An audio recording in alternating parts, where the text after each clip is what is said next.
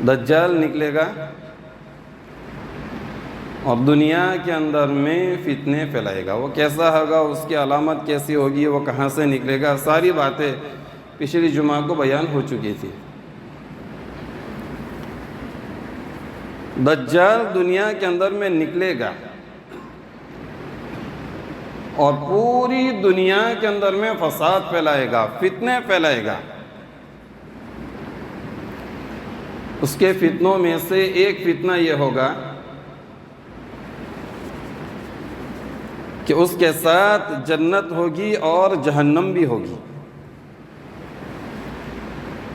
جو جنت ہوگی وہ دیکھنے کے اعتبار سے جنت ہوگی, لیکن حقیقت میں وہ جہنم ہوگی. اور جو جہنم ہوگی وہ دیکھنے میں تو جہنم ہوگی, آگ ہوگی, لیکن حقیقت کے اعتبار سے وہ جنت ہوگی.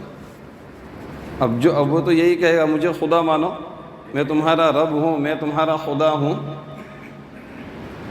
اب جو اس کو خدا مانے گا, جو اس کو رب مانے گا, وہ اس کو اپنی جنت کے اندر میں داخل کرے گا, حالانکہ وہ جنت نہیں ہوگی, وہ جہنم ہوگی. اور جو اس کو خدا مانے گا وہ کافر ہو جائے گا, اور کافر کا انجام ہمیشہ ہمیشہ کے لیے جہنم ہے. اور جو اس کو خدا ماننے سے انکار کرے گا, اس کو وہ کہاں ڈالے گا, جہنم کے اندر میں ڈالے گا, حالانکہ وہ جہنم نہیں ہوگی, وہ کیا ہوگی, جنت ہوگی. میرے اور آپ کے آقا سبز گنبد کے مکی حضرت صلی اللہ علیہ وسلم نے ارشاد فرمایا کہ اگر کسی مسلمان کو وہ اس کی جہنم میں ڈال دے تو اس کو چاہیے کہ وہ سورہ کہف کی شروع کی 10 آیتیں پڑھے, جس کی وجہ سے اللہ تبارک و تعالی اس کو ٹھنڈا کر دیں گے. جیسے حضرت ابراہیم علیہ السلام کے اوپر اللہ تعالیٰ نے آگ کو ٹھنڈا کر دیا تھا. تھی آگ دیکھنے کے اعتبار سے, لیکن وہ آگ نہیں تھی, وہ باغ تھا, گل گلزار. وہ کیا تھا, گل گلزار تھا, باغ تھا. حضرت ابراہیم علیہ السلام کو جس آگ کے اندر میں ڈال دیا گیا وہ آگ تھی, اور بڑی آگ جلائی گئی تھی. لیکن اللہ تعالیٰ نے اس آگ کو حضرت ابراہیم علیہ السلام کے لیے ٹھنڈی کر دیا تھا, سلامتی والی کر دیا تھا. اسی طریقے سے اللہ کے نبی صلی اللہ علیہ وسلم بیان فرماتے ہیں کہ جو دجال کو خدا ماننے سے انکار کرے گا وہ اسے اس جہنم کے اندر میں ڈالے گا. اللہ کے نبی ارشاد فرماتے ہیں کہ اگر کسی مسلمان کو وہ جہنم کے اندر میں ڈال دے, اس کی جہنم کے اندر میں, تو اس کو چاہیے کہ وہ سورہ کہف کی شروع کی 10 آیتیں پڑھے. اللہ تعالیٰ اس کی برکت سے اس آگ کو ٹھنڈا کر دے گا. ایک فتنہ اس کا یہ ہوگا,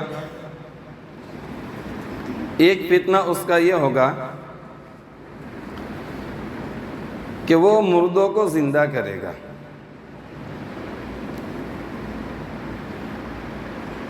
ایک دیہاتی کو بلائے گا وہ, اور اس کو بلا کر کے کہے گا کہ اگر میں تیرے مرے ہوئے ماں باپ کو زندہ کر دوں اور وہ یہ گواہی دے کہ میں خدا ہوں, میں رب ہوں, تو میرے اوپر ایمان لائے گا؟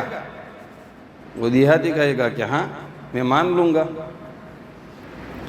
چنانچہ 2 شیطان اس دیہاتی کے ماں باپ کی شکل کے اندر میں ظاہر ہوں گے, اور اس دیہاتی کو آ کر کے یہ کہیں گے کہ بیٹا نعوذ باللہ اس کو خدا مان لے, یہ تمہارا رب ہے. اندازہ لگو کیسا خطرناک اس کا فتنہ ہوگا. اس لیے اپنی ہر دعاؤں کے اندر میں دجال کے فتنے سے پناہ مانگنی چاہیے, اور جمعہ کے دن سورہ کہف پڑھنے کا اہتمام کرنا چاہیے.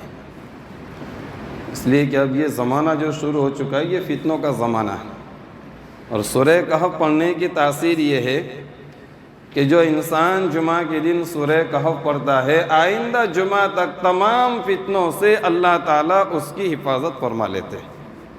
اور اگر اس دوران کے اندر میں اگر دجال کا فتنہ بھی نکلے گا تو اللہ تعالیٰ اس سے بھی اس کی حفاظت فرما لیں گے۔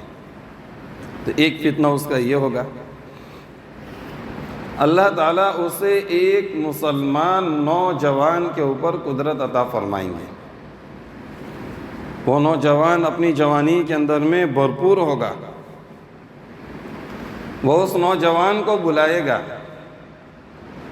اور اسے بلا کر کے کہے گا کہ مجھے خدا مان لے، میں تیرا خدا ہوں۔ لیکن وہ نوجوان اس دجال کو خدا ماننے سے انکار کرے گا، میں تجھے خدا نہیں مانتا۔ تو دجال اس کو قتل کر دے گا، اور قتل کرنے کے بعد آرے کے ذریعے سے، آری آتے ہیں نا لکڑا کاٹنے کی آری، اس آرے کے ذریعے سے اس کے 2 ٹکڑے کرے گا، اس کے بدن کے 2 ٹکڑے کرے گا، اور ان دونوں ٹکڑوں کے درمیان میں اتنا فاصلہ رکھے گا جتنا فاصلہ تیر اور اس کے نشانے کے درمیان میں ہوتا ہے۔ انسان تیر چلاتا ہے تو اس کا نشانہ بہت دور ہوتا ہے، تیر چھٹتا ہے تو بہت دور تک جاتا ہے۔ تو یوں لکھا ہے کہ ان 2 ٹکڑوں کے درمیان میں اتنا بڑا فاصلہ ہوگا جتنا فاصلہ تیر اور اس کے نشانی کے درمیان میں ہوتا ہے، اتنا فاصلہ ہوگا کس کے اندر میں؟ اس کے 2 ٹکڑوں کے اندر میں۔ پھر وہ لوگوں سے کہے گا کہ دیکھو اب میں اس کو بلاتا ہوں، ایک ٹکڑا اس کا ادھر ہے، ایک ٹکڑا اس کا ادھر ہے، اب میں اس کو بلاتا ہوں، وہ اٹھ کر کے فوراً میری طرف آئے گا۔ چنانچہ وہ اس نوجوان کو بلائے گا، وہ نوجوان اللہ کے حکم سے زندہ ہو جائے گا، اور زندہ ہو کر کے ہنستا ہوا، مسکراتا ہوا، خوش ہوتا ہوا وہ دجال کے پاس آئے گا۔ دجال اس سے کہے گا کہ میں تیرا خدا ہوں، اب تو مجھے خدا مان لے۔ وہ یہ کہے گا کہ نہیں، تو میرا خدا نہیں ہے، اب تو مجھے پہلے سے زیادہ یقین ہو گیا کہ تو دجال ہے، مکار ہے، کذاب ہے، تو جھوٹا ہے۔ پہلے سے زیادہ یقین اب مجھے ہو گیا، تو خدا بننے کے لائق نہیں ہے، تو دجال ہے، میرا خدا وہ ہے وحدہ لا شریک لہ۔ ایک فتنہ اس کا یہ ہوگا، ایک فتنہ اس کا یہ ہوگا کہ وہ بادلوں کو حکم دے گا تو بارش گرے گی، اور جب بادلوں کو منع کرے گا تو کیا ہوگا؟ قحط، قحط جس کو ہم کہتے ہیں دکان۔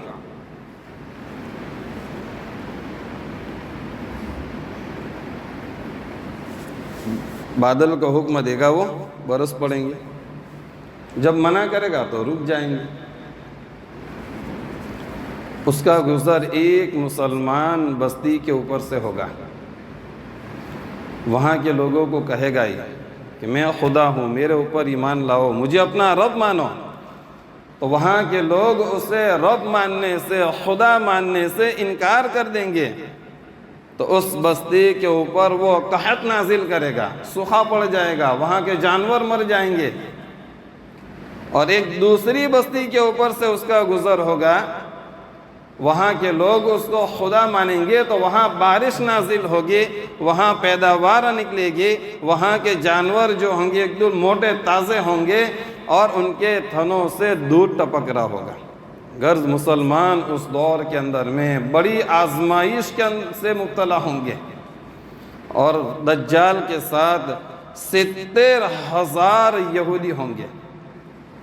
کتنے؟ 70,000 یہودی دجال کے ساتھ ہوں گے۔ اور یوں لکھا ہے پوری دنیا کے اندر میں سفر کرے گا، جس طریقے سے بادل چلتے ہوا کی تیزی سے، اتنی تیزی سے وہ دنیا کے اندر میں سفر کرے گا، جہاں جائے گا وہ فتنہ پھیلائے گا، فساد پھیلائے گا، سوائے 2 جگہ، ایک مکہ المکرمہ اور ایک مدینہ المنورہ۔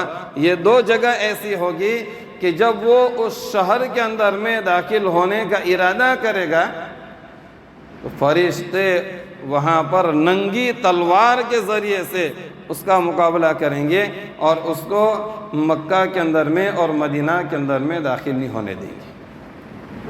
تو مکہ اور مدینہ یہ دو جگہ ایسی ہوگی جو دجال کے فتنے سے محفوظ رہے گی۔ دعا فرمائے اللہ تعالیٰ سے کہ اللہ تعالیٰ ہم تمام لوگوں کو دجال سے اور اس کے فتنے سے اور اس کے مکر سے، اس کے فریب سے ہم تمام کی حفاظت فرماوے۔ وآخر دعوانا ان الحمد للہ رب العالمین۔